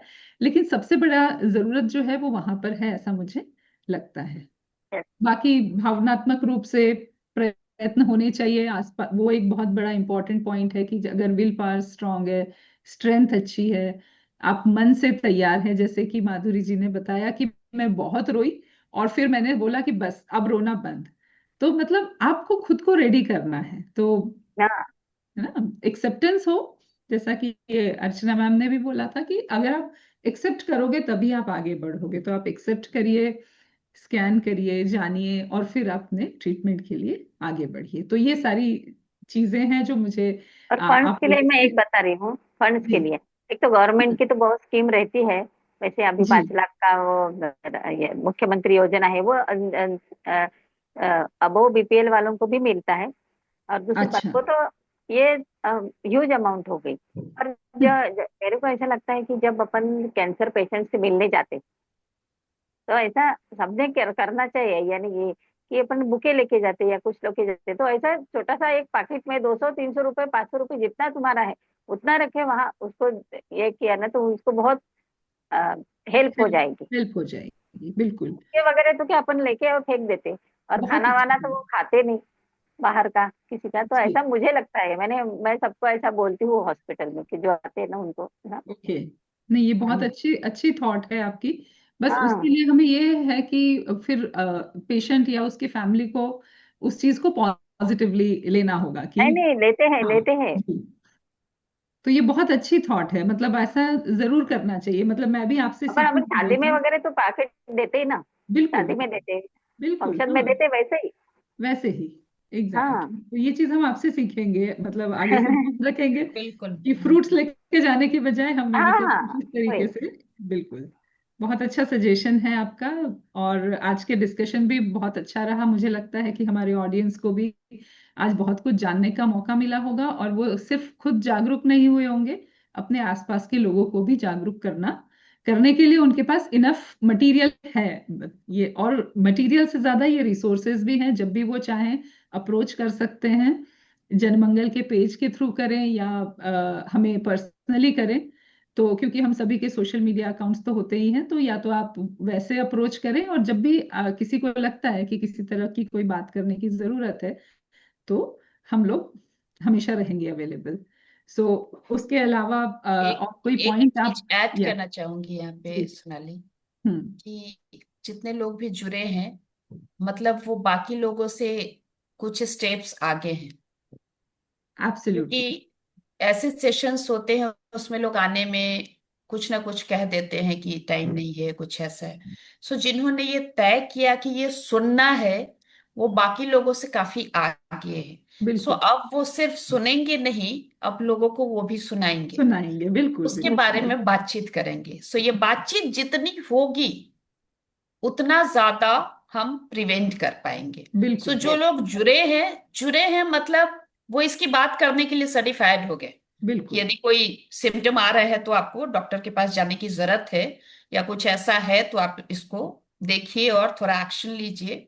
सो hmm. Everyone is certified now here कि आप बातचीत तो कर ही सकते हैं इसके बारे में, टैबू ना रहे। बातचीत का मतलब है कि कोई ये ना सोचे हो गया तो उसको झिझक हो रहा है कि हम इसके बारे में कैसे बोले, वो बता सके। किसी को होता है तो वो बताने में ही कितना समय लग जाता है। और हमारे यहाँ ये भी एक टैबू होने के कारण कि किसी को हो जाता है तो लोग उससे भी दूरी बरतते हैं। ये यस यस, कोरोना नहीं है, एग्जैक्टली ये कोरोना नहीं है। एग्जैक्टली। ये माधुरी वेरी से कोरोना मेरी नहीं। बात हुई थी और माधुरी ने शेयर किया था मेरे से। हाँ मुझे देखते हैं लोग तो डिस्टेंस मेंटेन करते हैं, लोग मेरे से बात करने में हिचकते हैं। सो ये हम्म। बहुत बड़ी चुनौती है। ये कोई कंटेजियस प्रॉब्लम नहीं है कि आपको हाँ छुआछूत वही। की बीमारी नहीं है ये। हाँ, ये ये चीज नॉन मैंने कम्युनिकेबल डिजीज है। ये जी। आपको किसी के होने से इंटरनल बॉडी पे किसी के काम कर रहा है। सो मोरल सपोर्ट की बहुत ज्यादा जरूरत है, ये सेंसिटिविटी की बहुत ज्यादा जरूरत है। क्योंकि जैसे ही किसी को होता है उसको लोग डिसोन कर देते हैं, जबकि ज्यादा साथ की जरूरत है। बिल्कुल, उसके यस। लिए ज्यादा साथ ही चाहिए। उनके साथ ज्यादा बने रहना। तो ये बहुत जरूरी है कि हम लोग इतने बिल्कुल। सेंसिटाइज ना। और ये सेंसिटाइजेशन का प्रोग्राम अवेयर होने के अलावा ये लोगों को बताने की जरूरत है कि कोई बीमार है तो आप उससे दूरी मत बनाइए, आप उसके साथ रहिए, और उसकी जर्नी में। सहानुभूति मत दीजिए, उसके साथ खड़े सहानुभूति रहिए। मत दीजिए, आप साथ हाँ, बने रहिए, साथ बैठकर हंसिए, सिंपथी बन। बोलिए, उसका हाँ, प्रॉब्लम सॉर्ट आउट हो जाएगा। साथ खड़े रहिए, बिल्कुल, तो ये बहुत दे अच्छी। जैसे वांट ये, एम्पथी, दे एक वांट और empathy not sympathy. Yes, okay. Yes, मैं एक ऐड करना चाहूंगी, मुझे लगता है इसमें जैसे फीमेल, जैसे ये पैनल हमारा है, इसमें मेल मेंबर्स भी जुड़ने चाहिए, क्योंकि ब्रेस्ट कैंसर का नाम लेते ही लोग सोचते हैं सिर्फ फीमेल की एक्चुअली प्रॉब्लम है, ये डिस्कशन सिर्फ फीमेल का है। तो मुझे लगता बिल्कुल। है कि इसमें मेल मेंबर्स को ज्यादा जोड़ना चाहिए, क्योंकि ब्रेस्ट कैंसर में जैसा अर्चना जी ने बताया, माथुर जी ने बताया, कि सबसे बड़ी जो एक फीमेल को प्रॉब्लम होती है कि मेरी मैरिज के इफेक्ट कहीं ना आ जाए अगर मेरा ब्रेस्ट रिमूव होता है तो मुझे बिल्कुल। लगता है इसको लेके अगर कुछ मेल मेंबर्स आते हैं कि मैरिज सिर्फ इसी के लिए नहीं है, या ब्रेस्ट कैंसर से मैरिज पे कुछ इफेक्ट नहीं आना है, तो उनके सपोर्ट के साथ अगर चीजें दिखाई जाएंगी तो मुझे हम्म। लगता है एक अच्छा इम्पैक्ट आएगा। और अच्छा मेल सजेशन है। मेंबर्स और अगर यहाँ ये भी है कि मैरिटल रिलेशनशिप के अलावा ये भी है कि अभी भी हम पैट्रियार्कल सोसाइटी में है। ऐसा नहीं है कि सब जगह फीमेल डिसीजन मेकर हो गई है घर में। तो वो किसी फीमेल को यदि कोई हेल्थ रिलेटेड इश्यू हो रहा है तो वो डॉक्टर के यहाँ जाएंगी कि नहीं जाएंगी, इसका डिसीजन अभी भी मेल लेते हैं ज्यादातर।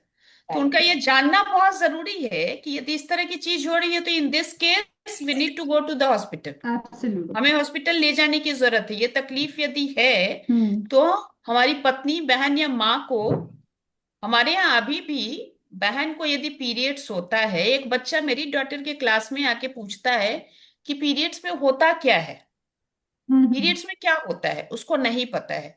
एक लड़की को यदि जब सेशन लिया जा रहा है और बताया जा रहा है, तो मैंने उनकी टीचर से कहा भी था कि जब इस तरह का आप सेशन लेते हैं तो उसमें लड़कों को भी जोड़िए। आप बताते हैं पेन भी हो सकता है, पीरियड्स पेन, लड़कों को भी जोड़िए ताकि वो सेंसिटाइज हो कि यदि लड़कियों को पेन हो रहा है तो वो पेन कैसा होता है। अब तो बिल्कुल। कई जगह वो लगाते हैं ना, वो मशीन के थ्रू वाइब्रेटर लगाकर और पेन देना और बच्चों को सेंसिटाइज हमारे यहाँ करते हैं कॉलेज और ये स्कूल्स वगैरह में। तो ये करने की जरूरत है।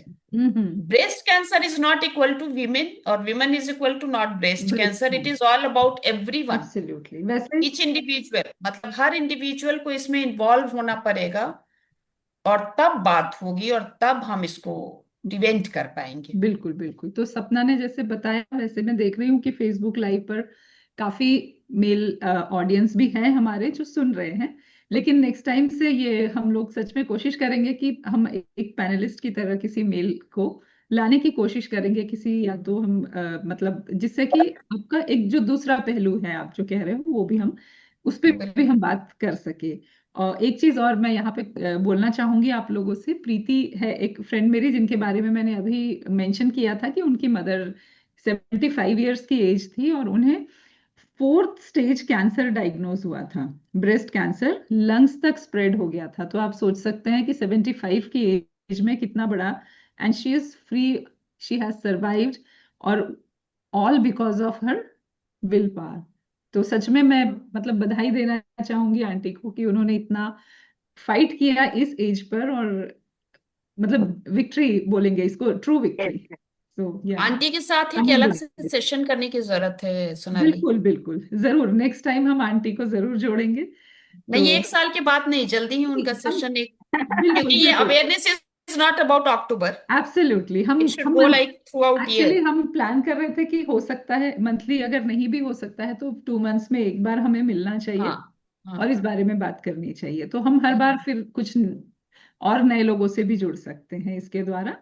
तो मुझे लगता है आज का जो डिस्कशन था वो बहुत ही फ्रूटफुल था, बहुत हेल्पफुल था, मेरे अपने लिए बहुत हेल्पफुल था, हमारी ऑडियंस के लिए सर्टेनली होगा ही और है भी, क्योंकि जैसे मैं देख रही हूँ बहुत सारे कमेंट्स आ रहे हैं, लिख रहे हैं, अप्रिशिएट कर रहे हैं सभी को। तो मैं और मेल का आपसे मैं एक बताऊँ, 1 मिनट के लिए जरूर, बताऊँ क्या? हाँ हाँ ऐसे बिल्कुल बताइए। हाँ, ऐसे बोलते हैं कि मेल ये नहीं करते, तो मेरे लाइफ में ऐसा हुआ कि मेरे जब कीमो चल रहे थे तो मेरे हस्बैंड गए, और ये मेरा मेरा सेकंड मैरिज है। और मेरे अच्छा ये हस्बैंड, हाँ, ये हस्बैंड मेरे नॉर्मल है। ये उन्होंने बोला है कि उन्होंने खुद से बोला कि मैं तुमसे शादी करूंगा। तो this is very big thing.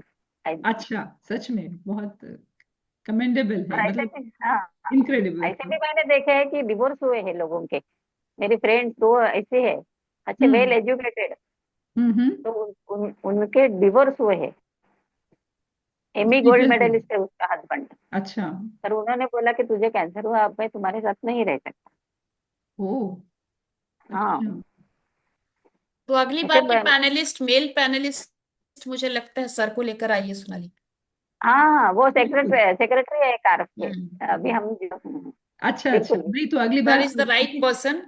Sir से बात एंड करते हैं। जहाँ या डिवोर्स हो रहे हैं वहां सर जरूर लोगों को बता पाएंगे कि जैसे आपको क्या करने की जरूरत निवादी एक रिक्वेस्ट है, जब भी हम्म, आप फिर से ये मतलब सेशन या ये जो करिएगा तो प्लीज मुझे फिर से जोड़िएगा। है। बिल्कुल बिल्कुल, बिल्कुल। अब बिल्कुल, तो आप जुड़ कहने की चुकी हैं। जरूरत नहीं है। अब आप जुड़ आप चुकी हमेशा के लिए हमारे वो साथ जो हैं। आपने अभी वो आंटी का बताया, मैं उनसे सुनना चाहती हूँ। बिल्कुल हेड्स बिल्कुल, सच में प्रीति हमारी फ्रेंड है, यहीं रहती यही है रहती है, सोसाइटी में, हाँ। और और आंटी से आंटी से हम जल्दी ही कनेक्ट करेंगे। बिल्कुल, हाँ अक्टूबर आने का इंतजार नहीं करेंगे सोनाली, बिल्कुल आंटी से बिल्कुल, हम जल्दी कनेक्ट करेंगे, प्रीति से बात कर लेंगे जब आंटी अवेलेबल होंगी, सो एक हाँ, टॉक फेब्रुअरी जब कर लेंगे। या जरूर। फेब्रुअरी में वर्ल्ड कैंसर डे रहता है, 4 फरवरी, फर्स्ट फरवरी, हाँ। संडे, है ना? हम्म। हम्म, फर्स्ट संडे, तो तब अच्छा जी देखेंगे। बिल्कुल, चलिए प्लान करते हैं। तो आप लोगों का, ओके। सभी का बहुत बहुत धन्यवाद, आप लोगों ने अपना समय निकाला और अपने अपने इस ज्ञान के भंडार से, अपने एक्सपीरियंस से, अपने अनुभवों से हमें मतलब सारी बातें बताई और इतनी अच्छी जानकारी दी। एंड जैसे कि अभी डिसाइड हुआ है कि हम इसे और फ्रीक्वेंटली करेंगे, so looking forward to it. उसके यस। अलावा मैं डॉक्टर शिरीष कुलकर्णी जो हमारे महाराष्ट्र जनमंगल बीट्स के सर हैं, उसके अलावा वर्षा मैम हैं, दोनों का हमेशा धन्यवाद करती हूँ, क्योंकि वो दो पिलर्स हैं जिसके बेस पर ये पूरा साप्ताहिक जनमंगल खड़ा है। और उस पढ़ाए। अम्ब्रेला के नीचे हम सारे, इतने सारे लोग हैं जो काम करते हैं इसके लिए। मैगजीन है, उसके अलावा बहुत सारे लाइव प्रोग्राम्स होते हैं, बहुत सारे साहित्य के जगत में बहुत बड़ा कंट्रीब्यूशन है उन लोगों का। तो मैं सभी का धन्यवाद दूंगी, जनमंगल महाराष्ट्र बीट के हर मेंबर का धन्यवाद दूंगी, सर मैम का, और स्पेशली आप लोगों का जिन्होंने समय निकाला और हमारे साथ आए। थैंक यू आप सो मच। सबका भी बहुत बहुत बहुत बहुत धन्यवाद। धन्यवाद जो आप लोगों ने हमें जो है इसमें जुड़ने का मौका दिया।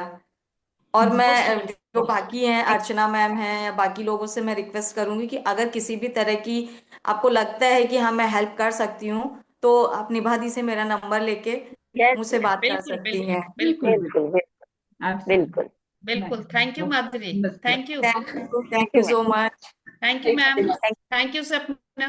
Thank you ma'am, thank thank you thank you you so so Sonali. Much. Okay, much. Bye bye. हमारे बाय बाय। पार्टिसिपेंट्स का बहुत बहुत धन्यवाद, जो लोग भी जुड़े। सारे बहुत ऑडियंस, सारे कमेंट्स थे, बहुत सारे लोग हैं, सबका बहुत धन्यवाद, बहुत धन्यवाद। एंड जन मंगल प्लेटफॉर्म का एक बार फिर से आभार।